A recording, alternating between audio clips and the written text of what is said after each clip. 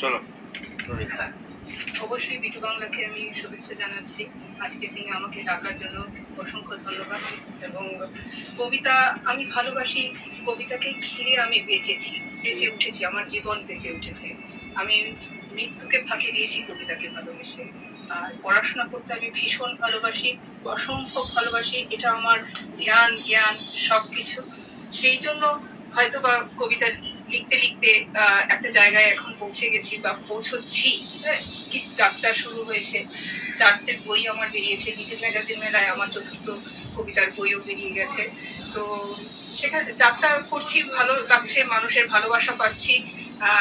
এই আর কি, এইভাবেই চলছে পড়াশোনা করা এবং অ্যাডজাস্ট করেন কি করে, মানে সব ছেড়ে এটার প্রতি এতটা হাইলাইট দিয়ে এতটা মানে সময় দিয়ে শ্রদ্ধার সঙ্গে এটাকে যাপন করছে।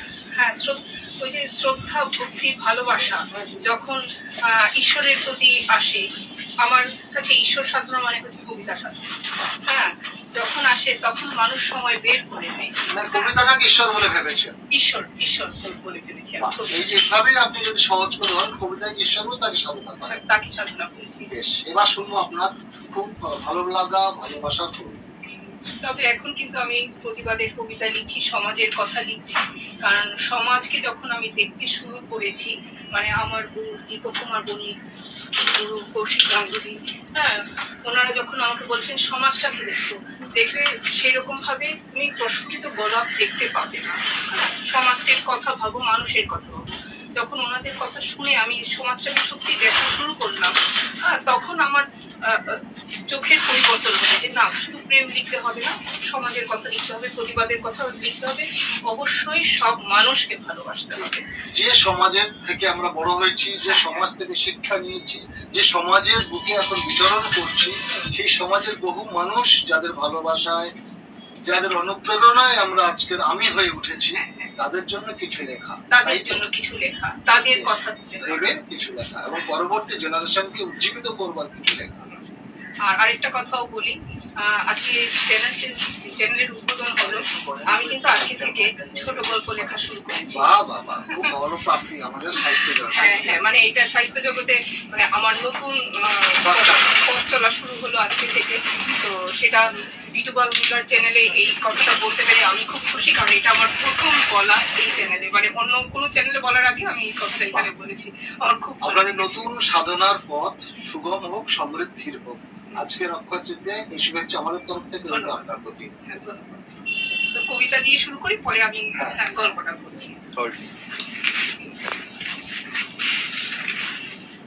শব্দ ব্রহ্মের বলবো এখানে চলো, ফোন রেখে দাও ওখানে, এদিকে থাকবে বাস চলো রোডি। শব্দ ব্রহ্মের হয়েছে দাহ। কবি প্রজ্ঞা পারিজাত। আমার একটা অলেখা কবিতায় জ্বলছিল শব্দ ব্রহ্মেরা সারা রাত, সেই আগুন নেভেনি। শ্মশান নদীর মতো নিস্পৃহ স্বপ্নের স্রোতে শুনেছি শব্দ ব্রহ্মেরা দাহ হচ্ছে। প্রচন্ড আঘাতে পুড়ছিল অস্থি, গ্রন্থি আর খুলি। সময়ের কথা, মানুষের কথা লিখতে গিয়ে দেখি শব্দ ব্রহ্মেরা চিতার আগুনে জ্বলছে। প্রেমের বদলে হিংসা করছে রাজত্ব। শব্দ ব্রহ্মেরা হতবাক হয়ে চুপ হয়ে গেছে। শব্দ ব্রহ্মের হয়েছে দাহ। আরেকটা কবিতা শুনি। আমার নিজের জীবন নিয়েই লেখা কবিতাটা। এক জীবনে দুটো জীবন। কবি প্রজ্ঞা পারিজাত।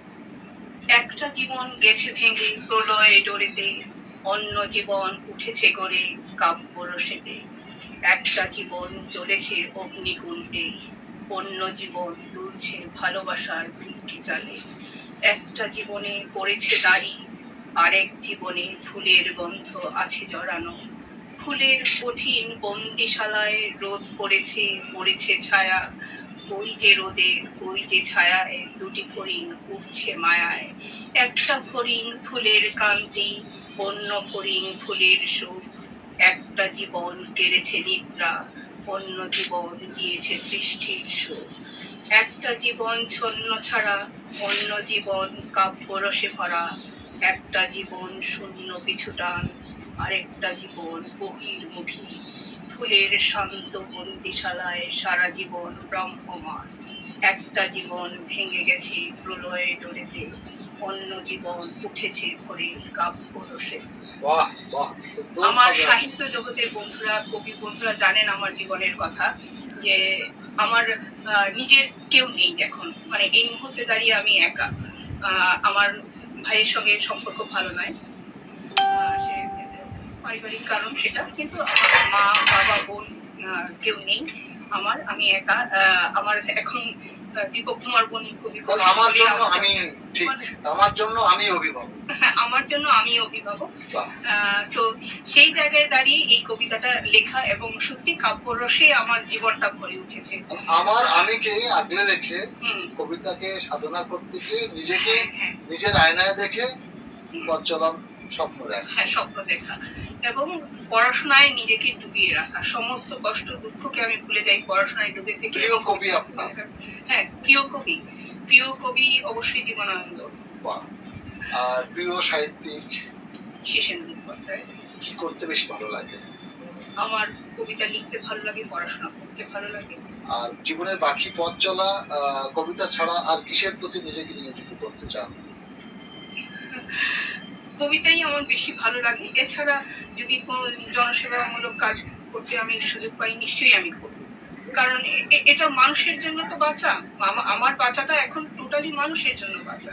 তো মানুষের জন্য যদি আমি কিছু করতে পারি, নিশ্চয়ই আমি ভালো লাগবে, মানে মানুষের জন্য আনন্দ নিজেকে পাবো। সঁপে দিলেন, হ্যাঁ, কবিতাকে হ্যাঁ, সাধনা করবেন আর মানুষের জন্য নিজেকে নিজেকে সঁপে সঁপে দিলেন। দেবো। স্বভাব কবি এবং প্রেমিকা কবি প্রজ্ঞা পারিজাতের নতুন স্বপ্নের দিক আমরা